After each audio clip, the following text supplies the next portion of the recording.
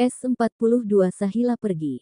Perpisahan Revan dan Sahila berlanjut, dan ini sudah 3 hari, karena Revan belum juga menuntaskan semua masalah dan belum bisa meninggalkan negara L.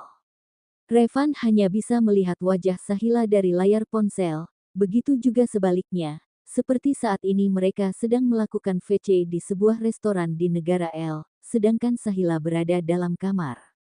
Keduanya saling mengutarakan rindu masing-masing, tak ada celah untuk berdebat, dengan sikap Revan yang begitu manis membuat Sahila semakin merindukan sosok suaminya itu.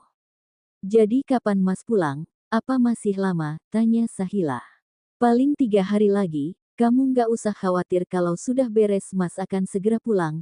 Tetap jaga diri baik-baik dan jangan keluar rumah, kalau kamu butuh sesuatu suruh saja Pak Jono," ucapan Revan berakhir.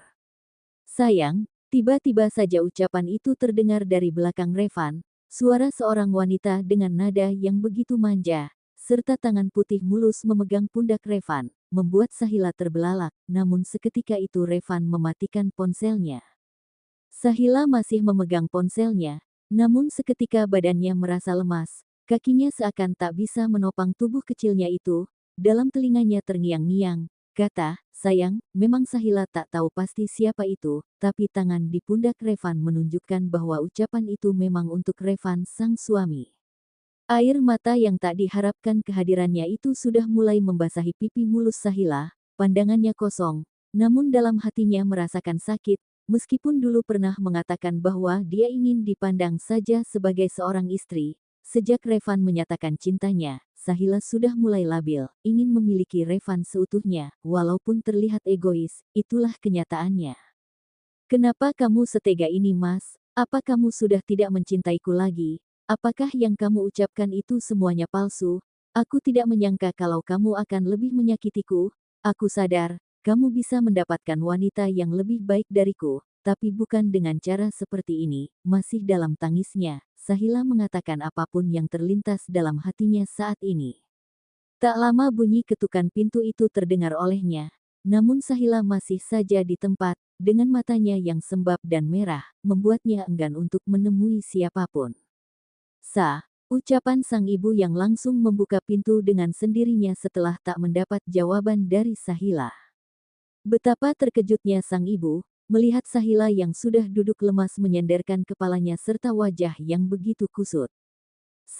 Kamu kenapa? Kamu abis nangis? Apa kamu merasa sakit? Mana yang sakit?" tanya sang ibu tanpa jeda, namun Sahila tetap diam tak mau menjawab. Apa kamu ada masalah? Cerita sama Elbu, jangan diam, kalau kamu kayak gini, masalahmu tidak akan selesai," ucapan sang Elbu sambil membelai rambut Sahila. Sahila menoleh ke arah ibu dan langsung memeluknya dengan begitu erat, tak lupa dengan tangisannya. "Bu, Mas Revan," Sahila sambil menangis. "Revan kenapa? Apa yang terjadi?" sang ibu khawatir. "Aku nggak tahu harus ngomong apa, tadi waktu aku VC dengannya, ada seorang wanita yang memanggilnya sayang, dan memegang pundaknya." Setelah Sahila bercerita tangisan itu semakin keras. Apa kamu nggak salah? Mungkin saja kamu salah lihat, mungkin saja itu temannya, atau orang lain yang dipanggilnya, bukan suami kamu," Bu Nur memastikan. "Kalau memang panggilan itu untuk orang lain, atau sekedar teman Mas Revan, nggak mungkin Mas Revan mematikan ponselnya seketika, pasti dia akan menjelaskannya." Sahila tak mau kalah. "Ya sudah, kamu tunggu suami kamu pulang dan minta penjelasannya, sebenarnya siapa wanita itu?" Sahila menggeleng, "Tidak, aku mau pulang kampung, aku tidak mau mendengarkan penjelasannya. Aku sudah tidak tahan, mungkin dulu aku hanya diam saat dia menghinaku, karena memang statusku orang lain baginya, tapi sekarang aku istrinya. Aku nggak mau kalau aku dikhianati, itu terlalu menyakitkan. Ibu jangan bilang kalau aku egois," Sahila mengatakan pada sang ibu dengan memohon berharap sang ibu mau menuruti kemauannya. Bu Nur mengangguk. "Baiklah besok kita pulang, sekarang kamu tidur, ibu akan bilang pada mertua kamu." "Jangan bilang papa, aku nggak mau papa memarahi Mas Revan, ibu cukup bilang aku kangen kampung saja." Bu Nur mengangguk dan berlalu, meninggalkan Sahila. Setelah beberapa jam, Sahila melihat ponselnya, berharap Revan menghubungi dan menjelaskan apa yang terjadi. Namun semua itu nihil, bahkan ponselnya itu tak berdering sama sekali. Dengan gulingnya Sahila meringkuk dan pikirannya kacau, mengingat apa yang barusan terjadi. Ternyata aku salah menilaimu, Mas. Aku pikir kamu beneran cinta sama aku, tapi nyatanya saat kita jauh kamu punya wanita lain. Aku yakin ini semua pasti karena aku sakit dan tidak bisa memberikan kamu keturunan. Aku sadar, aku memang tidak pantas untukmu. Aku hanya membuang waktumu untuk hidup bahagia. Aku akan pergi, dan aku harap kamu bahagia dengannya, gumamnya. Akhirnya setelah lelah, Sahila terlelap dan meninggalkan dunia nyata dan beralih ke dunia mimpi. Awalnya Pak Cakra menolak Bu Nur untuk membawa Sahila pulang, namun dengan alasan Sahila kangen dengan kampung, akhirnya Pak Cakra mengizinkan, tapi dengan syarat, Sahila tetap menjalani perawatannya. Dengan persetujuan Pak Cakra, pagi sekali Sahila membereskan bajunya yang akan dibawa pulang. Tak ada tangisan di pagi itu, wajah Sahila seceria mungkin saat berpamitan membuat Pak Cakra percaya akan alasan sang ibu. Kamu hati-hati ya Sah, dan secepatnya pulang, kamu masih harus berobat, ucapan Pak Cakra. Sahila hanya mengangguk. Hati-hati ya kakak ipar harus menjaga pola makan, jangan sampai telat. Maaf aku nggak bisa menemani kakak ipar ke sana, aku banyak tugas, Ririn. Iya, aku tahu kok, kamu itu wanita yang super sibuk, aku akan melakukan apa yang kamu perintahkan, kamu tenang saja, ucapan Sahila terakhir. Mobil yang ditumpangi Sahila dan sang ibu sudah hilang dari rumah, namun ada tanda tanya di balik itu semua dalam benak Ririn. Apa Om nggak merasa aneh dengan kakak ipar? Wajah kakak ipar terlihat seperti abis menangis, dan matanya masih sembab. Apa dia ada masalah dengan Kak Revan? Apa mereka bertengkar lewat ponsel? Tanya Ririn pada Pak Cakra, karena Ririn curiga melihat wajah cantik itu sedikit sayu dan tak bergairah. Biarkan saja, Om juga tahu itu, tapi Om nggak mau ikut campur. Biarkan mereka yang memutuskan. Dan Om yakin pasti Sahila hanya salah faham saja. Pak Cakra meyakinkan Ririn untuk tidak memperbesar masalah Sahila dan Revan. Sepanjang perjalanan, Sahila hanya diam saja, tak ada satu patah kata pun yang dia luncurkan, karena jiwanya saat ini sedang melayang, memikirkan sesuatu yang sedang mengusik hatinya.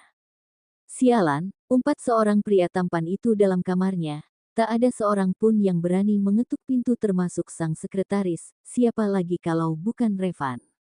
Revan berulang kali menghubungi Sahila, meskipun aktif namun tak pernah dijawab, itulah yang membuat Revan murka, bukan menyalahkan Sahila, tapi menyalahkan dirinya sendiri. Revan memaki dirinya sendiri berkali-kali, ponselnya pun berubah menjadi berkeping-keping, Revan menjambak rambutnya mengingat apa yang sedang terjadi. Semua benda di dalam kamarnya pun berantakan, menjadi sasarannya, bahkan tangannya pun mengeluarkan darah, namun Revan tak merasakan sakit sedikit pun. Kamu kemana? Aku cuma ingin menjelaskan sama kamu, sebenarnya apa yang terjadi sama kamu, apa kamu marah sama aku? Bukan maksudku menyembunyikan semua ini, tapi aku menunggu waktu yang tepat. Revan terlihat begitu frustasi memikirkan Sahila yang entah kemana, karena tak menerima panggilan darinya. Revan memang tak langsung menghubungi Sahila waktu itu, bahkan ini sudah 2 hari setelah kejadian di restoran, dan menurut Revan ini waktu yang tepat untuk menjelaskan pada Sahila. Namun Revan terlambat, Sahila tak mau mengangkat telepon darinya. Revan berpikir pasti Sahila marah karena kejadian itu. Revan beranjak dan membuka pintu menghampiri Mike yang menunggu di luar kamarnya. Mike, kita ke kantor sekarang. Aku ingin cepat menyelesaikan semuanya. Aku ingin segera pulang, ucapnya tegas dengan penampilan yang acak-acakan membuat Mike mengerutkan alisnya. Baik bos, tapi, apa bos mau berpenampilan seperti ini? Ucap Mike sambil melihat Revan dari atas sampai bawah. Revan tak menyadari bahwa dirinya begitu kacau, bahkan tangannya yang memar pun tak dirasa. Apa bos benar-benar mau lembur? Ini sudah malam, lagian bos kenapa, terus itu tangan kenapa? Siapa yang gigit? Nona tidak ada, apa ada wanita lain di kamar? Cerocos Mike, sedikit khawatir, setelah mendengar suara dari kamar Revan. Kamu tidak usah banyak tanya, ikuti saja apa yang aku suruh, dan siapkan semuanya. Besok kita akan pulang. Malam ini aku akan selesaikan semuanya, ucapnya datar, namun penuh arti. Benar saja, dalam semalam Revan sudah menyelesaikan apa yang menjadi permasalahan yang mengharuskan dirinya harus datang langsung. Berbeda dengan Revan yang begitu bersemangat untuk pulang, Mike sedikit malas karena mengantuk akibat semalam penuh tidak tidur sama sekali. Di dalam pesawat, Mike hanya memejamkan matanya tak peduli dengan Revan. Baginya ini adalah suatu siksaan berat, meskipun Mike selalu dibuatnya repot, dengan keinginan pribadinya. Berbeda dengan Mike yang sedang asyik di dunia mimpi, Revan terlihat dengan matanya begitu tajam untuk memandang, tak ada sedikit pun lelah atau kantuk menghampirinya. Mike bangun, apa kamu mau tidur di sini terus, apa kamu nggak mau pulang? Ucap Revan sambil menggoyang-goyang sekretarisnya itu. Mike gelagapan melihat bosnya yang sudah berdiri di sampingnya. Maaf bos aku ketiduran, ucap Mike sedikit ragu membuat Revan berdecak. Bilang saja kamu memang sengaja tidur bukan ketiduran, ucap Revan menyindir, namun yang disindir tak marah malah tertawa cengengesan. Revan dan Mike masuk mobil yang sudah siap membawanya untuk pulang, namun kali ini Revan menyuruh supir untuk duduk di belakang. Mike yang tahu akan bosnya itu langsung saja memasang sabuk pengaman. Kalau sudah kayak gini, aku harus nyelamatin nyawaku sendiri. Pasti bos sudah nggak memikirkanku dan Pak supir batin Mike sambil menelan ludahnya dengan susah payah. Tak ada pembicaraan sama sekali, Mike dan Pak supir merasa nyawanya terancam pun hanya diam saja, sedangkan Revan masih fokus dengan jalanan yang masih ramai.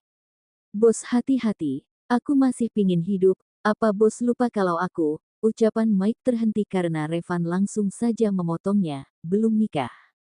Mike mengangguk. Tenang saja, aku tidak akan membahayakan nyawa kalian, jadi kalian diam saja, jangan banyak bicara, ucap Mike sambil melirik Pak supir yang sedang menunduk.